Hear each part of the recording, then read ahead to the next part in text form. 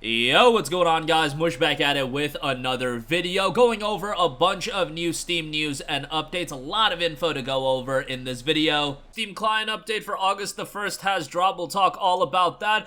A notable game has returned to Steam after being pulled for a little bit. We'll cover that. And one of the, I don't want to say one of the worst games of 2022, but one of the lesser games of 2022 will be headed to Steam. Now, I actually did not hate Saints Row as much as everybody else.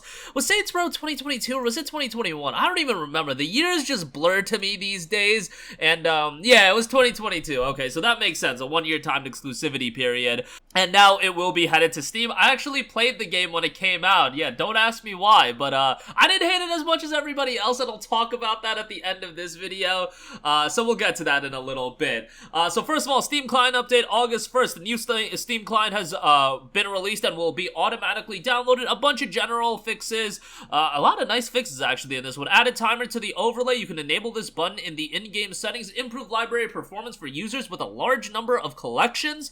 I did notice that sometimes Steam would be a little bit sluggish, so hopefully that does help. Fix some confirmation dialogues not closing with the cancel or X buttons. Fix clear download cache, also deleting cache login information. Fix an issue that could cause a Steam guard code to fail the first time it is entered and then succeed immediately after that. Fix Steam overlay not respecting window scale factor from full screen windows. Fix window scale factors greater than 150% not applying Steam overlay. Fix the hitch that some players with large libraries might encounter every 15 minutes while playing a game. Fix main client window taking focus from other Steam windows when navigation menus are hovered. Fix notifications for achievements not firing when offline. Fix wallet balance not updating in the title bar when balance hits zeros. And fix incorrect display of notify me about additions or changes to my game setting in interface settings if it had been never changed before. Some library fixes as well. Added the ability to sort by date. Added to library to shelves and game grids. Added a setting to display Steam Deck compatibility information in the library while not on a Steam Deck. That's actually a pretty nice addition. That's definitely a nice one. Steam overlay. Added in-game setting to allow enabling or disabling display scaling and overlay. Change behavior of overlay tab browser to clear all tabs when the close button is clicked. And added a minimize button to hide the browser as the close button previously did. Fix intermittent cache in overlay browser when switching to overlay for in-game purchases. Big picture mode, some changes there. PlayStation controller can now use touchpad typing in the on-screen keyboard. I don't know how many of you are going to take advantage of that, but nevertheless, fix presentation and localization items in the special offers section. There were some Steam input changes as well. I won't go over everything, but improved navigation in the configurator when navigating from the preview screen. Added the ability to copy and paste button access mappings when setting up input for unrecognized controllers. Select your controller configuration shown in the configurator. Should now update quicker. DualSense wireless controller will remain in direct input compatible mode over Bluetooth when Steam input is disabled. Fix some cases where navigation changes from the previous beta could hit in a result a blank page in the configurator. Couple of other fixes as well, developer console fixes, and then there are some Mac OS and Linux fixes. So a slate of new fixes. This is known to be a small update, and sometimes you have the bigger Steam updates, and this one definitely a smaller one, but some nice changes made there. Okay, moving on from that, do want to quickly note that Max Payne 2, The Fall of Max Payne, has returned to Steam. Now, it looks like I didn't even know about this, that this game got pulled from Steam a while ago. In certain regions, it looks like. So Max Payne 2 should be readily available in every region now. Max Payne 1, I believe, it has been pulled in some certain regions, and then it's still pulled in certain regions. So your mileage may vary. The game is also discounted, Max Payne 2 as well as Max Payne 1. They're both discounted. Max Payne 3 has always been available on Steam, I believe, and Max Payne 3 is great, and that's at $5.99. Max Payne 2 is at $3.50, and I think Max Payne 1 is at $3.49. So, Max Payne 1 and 2 are being remade from the ground up by Remedy, but that's going to take years and years for them to come out. Resident Evil 4 just obviously had a remake come out, and I kind of wish that I gave a Resident Evil 4 the original a full playthrough before the remake came out. I was planning on doing that, but for some reason I never got around to it. In the case of Max Payne and Max Payne 2, I probably would want to give these a replay before the remakes come out, but the remakes, guys, that's going to be a long, long time. We're talking Assassin's Creed 4 level waiting game here for the remakes of these. When I say AC4, it's because AC4 is getting a remake as well, but it's very much in its infancy and development. Max Payne 1 and 2, those remakes, I believe, are very much in their infancy and development. We're talking 2027, 2028 development timeframes like that for those games to come out, so bear that in mind. Lastly, Saints Row 2022, baby, coming to Steam. Now, Deep Silver, good on you, Deep Silver. You were probably able to fleece a nice, healthy check from Epic Games and the Epic Games Store by releasing this game as an EGS exclusive. And let's be real, how many people would have bought Saints Row 2022 had it come out on Steam right out the gate at full price? Very few people. Now, Saints Row 2022 was absolutely crapped on when it initially released, and probably rightfully so, because this is a game that had a lot of issues. It still had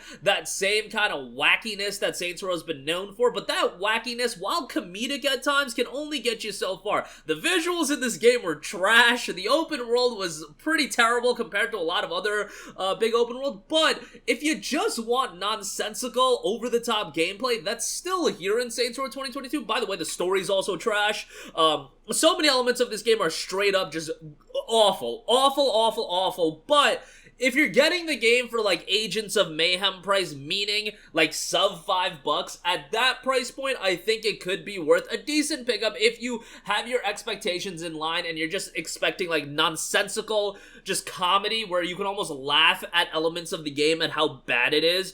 Some of the AI I remember being pretty terrible as well. Now, there have been a lot of updates and whatnot implemented into the game. I haven't played Saints Row 2022 recently, but they do note 4 major updates, thousands of changes, enhancements, and new features. Cheats app, selfie mode, emote wheel, and loads more. Thousands of issues fixed and reworked, and major quality of life improvements. 2 free district expansions with activities, stores, and things to discover included for all players. Loads of additional clothing items in free to download packs. 2 story expansions included in the expansion pass, with 1 more set to launch on August the 8th. And then on August 24th, we will update the game with a new activity for all players on all platforms to enjoy. So, the Steam release does come August 24th. The expansion, the final one, will be coming August the 8th. Again, I thought the game was pretty mid, and I think saying that it's mid would honestly be giving it way more credit than it deserves. But, yeah, the game, again, if you like nonsensical fun, you'll have that with Saints Row, but $60, whatever they decide to release this at, I'm pretty sure it's gonna be like 50% off for $29.99. That is still egregiously overpriced, especially because there's an expansion pass that offers you a lot more content. You wait for like the complete edition of this game to be $10 or less, and then we can talk about picking it up. But it's nice to see it's finally coming to Steam. You know, sometimes these EGS, man, like, EGS is going to be buying up everything. Dead Island 2 is an EGS exclusive as well. That turned out a lot better than Saints Row, to be fair, but you know, we'll see where Saints Row goes from here, because I think the IP needs quite a bit of revitalization. And I said that after Saints Row 4, and, you know, they started kind of started from scratch with Saints Row 2022, you know, with dropping the numerical value and just calling it Saints Row. You would think that this would be a fresh start for the game. Well, they need another fresh start for Saints Row, in my humble opinion. But, again, I haven't played it since, you know, way back when it came out a year ago or so, a little under a year ago. And, I had some, like, again, I could laugh at the game. I could be like, all right, this is total memes, but, spending $60 on it absolutely would not recommend. But that'll do it for me. Again, Steam Client update live right now. Max Payne 2 dropping back on Steam in a lot of other regions, and Saints Row coming to Steam on August the 24th. That'll do it for me. Let me know all of your thoughts in the comments section down below. As always, thanks for watching. I will catch you guys in the next one. Peace out.